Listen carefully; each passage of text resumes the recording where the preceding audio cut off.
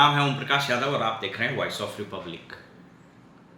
लोकसभा चुनाव की विवेचना की कड़ी में आपका स्वागत है। और तीसरे चरण में जिन पार्लियामेंट्री कॉन्स्टिट्यूंसी में चुनाव होना है 7 तारीख को, उसमें एक प्रमुख कॉन्स्टिट्यूंसी है सीमांचल का अररिया। आज हम लोग समीक्षा करते हैं कि अररिया में क्या हाल है।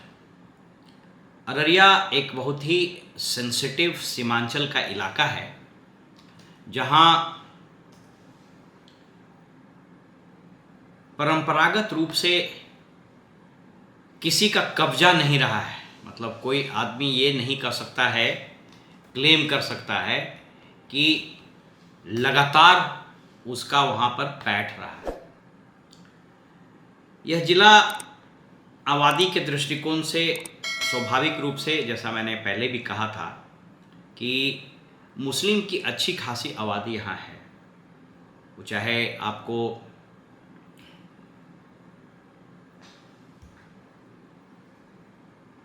किशनगंज हो, कटिहार हो और अररिया। जो आंकड़े उपलब्ध है उसके अनुसार यहाँ पर लगभग 43% मुस्लिम की आबादी है। एक चीज़ याद रखिए कि पूर्णिया, किशनगंज, अररिया और कटिहार, इसमें किशनगंज एक ऐसा जिला है पूरे बिहार में जहाँ मुस्लिम की आबादी 50% से ज़्यादा है। It is 67 to 68%। गाहे बगाहे यहाँ पर आरोप ये लगते रहे हैं कि बांग्लादेश के घुसपैठिए यहाँ पर हैं, और इसी कारण से वो जगह, उन इलाकों में बीजेपी की पैठ हुई और धीरे धीरे चीज़ें बदली। जो सिटिंग एमपी है उनका नाम है प्रदीप कुमार सिंह। बड़े वोकल हैं और बीजेपी का जो हार्डलाइनर एजेंडा है, यानी अल्पसंख्यकों के विरुद्ध बहुत ही वोकल तरीके से बोलने का इनका अपना स्टाइल है। इनका परफॉर्मेंस अगर आप देखें तो जो PRSindia.org है, जो बहुत रिसर्च करके बताती है, अटेंडेंस इनका बड़ा अच्छा रहा, 96%। इन्होंने 286 प्रश्न पूछे, टोटल 34 डिबेट में इन्होंने भाग लिया। प्राइवेट मेंबर बिल इनका नहीं रहा। बीजेपी के ये सिटिंग MP हैं, तो बीजेपी ने फिर इन पर दांव लगाया है।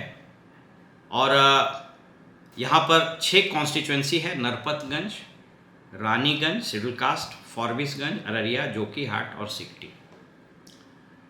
तो ये कॉन्स्टिट्यूंसी है। और अगर आप यहाँ देखें, नरपतगंज से जयप्रकाश, रानीगंज से अमचित ऋषिदेव, फारबिसगंज से विद्यासागर केसरी, अररिया से अबीदुर रहमान, जोकीहाट से शाहनवाज आलम और सिकटी से विनय कुमार मंडल, ये वहाँ के MLA हैं।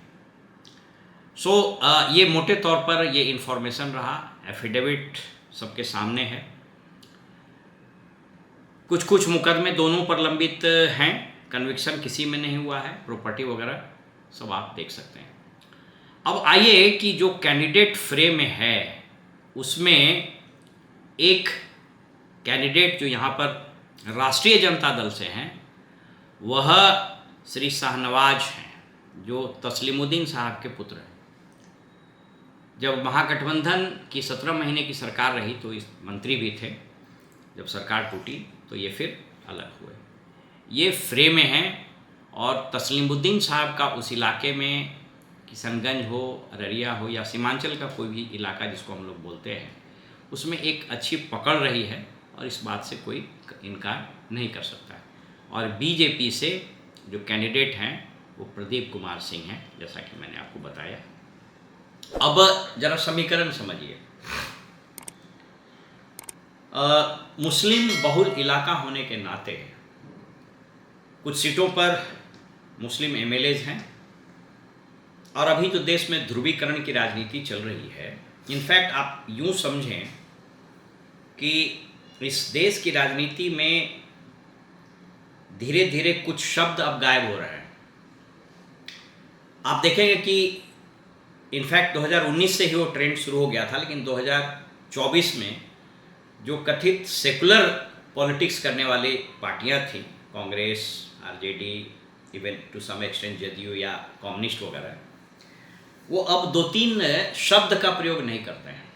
या अगर होता भी है तो बहुत कम, जैसे सांप्रदायिकता, समाजवाद, धर्मनिरपेक्षता, इन चीज़ों के कारण धीरे धीरे बीजेपी ने अपना एक प्लैंक बनाया और मुस्लिम घुसपैठ को, इलीगल इमिग्रेशन को, जो कथित रूप से बांग्लादेश से होता है, उस पर कई आरोप लगे हैं। मुझको याद है एक बहुत प्रखर लेखक हुए, उन्होंने कई किताबें लिखी है, तो एक सेकुलर एजेंडा करके एक किताब था, उसमें जगमोहन जी ने बड़ा डिटेल में लिखा कि कैसे कैसे इलीगल इमिग्रेंट्स हो रहा है और आबादी में कैसा इजाफा हो रहा है। तो बहरहाल उस पर हम डिटेल में नहीं जाते हैं, लेकिन बीजेपी ने सीमांचल को इसलिए चुना कि वहीं से उनकी राजनीतिक शैली जो है वह आगे बढ़ सके, और उनको इनिशियली सफलता भी मिली। जब वो हिंदू वोट का पोलराइजेशन शुरू हुआ और कम्युनल कार्ड बहुत मजबूती से खेलना शुरू किया, और इस बात से कोई इनकार नहीं करता है कि कर सकता है कि ये जो पॉलिटिकल पार्टियां हैं, कांग्रेस या जो कथित सेकुलर पार्टियां थी, इन्होंने जो तुष्टीकरण की नीति अपनाई उसका बैकलैश हुआ, और उस बैकलैश का फायदा बीजेपी ने उठाया।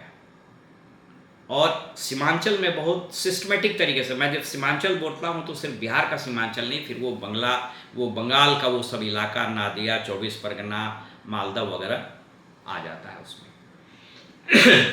तो उसी पॉलिटिक्स की उपज है प्रदीप कुमार सिंह। बहरहाल इस चुनाव में अगर चर्चा करें तो जैसा मैंने बताया कि एक तरफ तस्लीमुद्दीन साहब के पुत्र हैं जिनका अपना अलग प्रभाव क्षेत्र है, मुस्लिम के बड़े नेता हुए तस्लीमुद्दीन साहब, मैंने एक बार चर्चा भी की थी।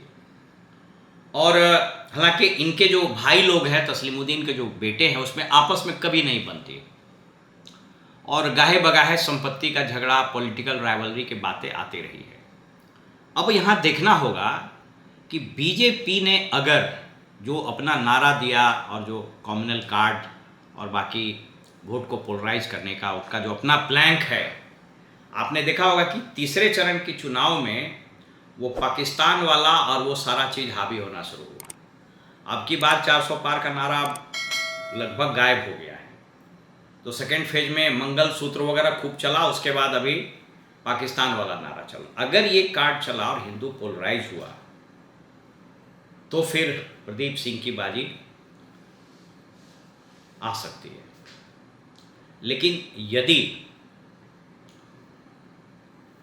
तेजस्वी का करिश्मा चला और एमआईएम वाले ने अगर कोई बहुत बड़ी सेंधमारी यहाँ नहीं की, कैंडिडेट हो ना हो एक अलग इशू है, लेकिन एमआईएम का अपना वहाँ प्रभाव तो बढ़ा ही है। मैंने आप इसको यूँ समझें कि जब बीजेपी का ग्रोथ वहाँ हुआ और आरजेडी कमज़ोर हुआ, खास करके तस्लीमुद्दीन साहब के जाने के बाद, उसी समय में एमआईएम का प्रवेश हुआ। और आज की तारीख में इस बात से कोई इनकार नहीं कर सकता है कि सीमांचल में एमआईएम एक मजबूत फोर्स है।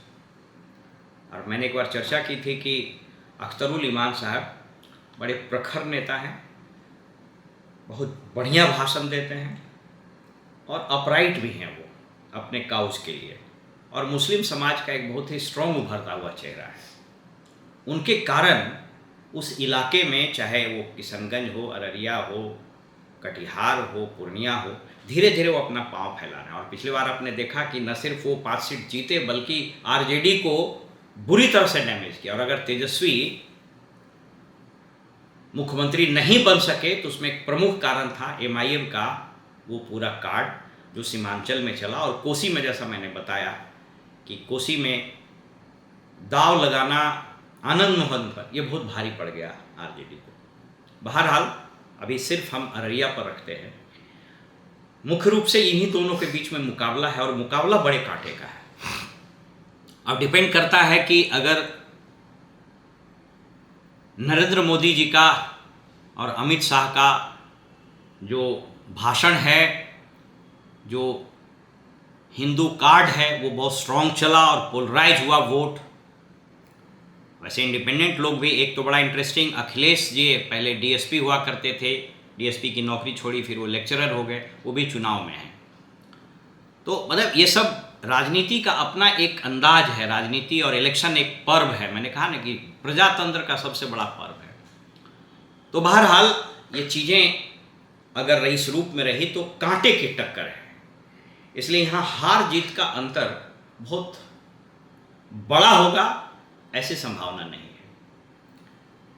मैं अगर कंक्लूड करूं इस बात से कि अगर हिंदू पूर्व की भांति ही प्रदीप कुमार सिंह और बीजेपी के पक्ष में इन मास वोट दिया, हालांकि इस बार थोड़ी संभावना कम, वोटिंग परसेंटेज जो गिरा वो भी एक बड़ा चिंता का सबब है एनडीए के लिए, तो इनका पलड़ा भारी हो सकता है। लेकिन यदि इनका पलड़ा कमजोर हुआ और वो कार्ड नहीं चला, और जैसा कि मैंने बताया है कि एक बार चर्चा में मैंने बताया था कि मुस्लिम बुद्धिजीवियों राजनीतिज्ञों की एक बैठक लगा, हालांकि कहीं उसकी उसके मेरे कोई पास एविडेंस नहीं है, मैं सब्सटेंशिएट नहीं करता हूँ, लेकिन जो हियरसे चलती है उसके अनुसार एक बड़ी बैठक, कई बैठकें इनफैक्ट हुई और मुस्लिम के नेताओं ने, धर्मगुरुओं ने यह निर्णय लिया कि हम लोगों को वोट का बिखराव रोकना चाहिए, इसलिए जो बीजेपी को हरा सकता है उसको वोट देना चाहिए। और उन लोगों ने कांग्रेस पर दाव खेला था, क्योंकि कांग्रेस और आरजेडी में यहाँ गठबंधन है और बाकी पार्टियाँ हैं, इसलिए अगर मुस्लिम की एकजुट आबादी, जो कि कुछ मुसलमान कैंडिडेट भी खड़े हैं, अगर वोट किया और अति पिछड़ा यादव इन लोगों ने समर्थन किया, तो यहाँ पर आरजेडी का भी पलड़ा भारी हो सकता है। फिलहाल हमें इजाज़त दीजिए और आप देखते रहिए वॉइस ऑफ रिपब्लिक।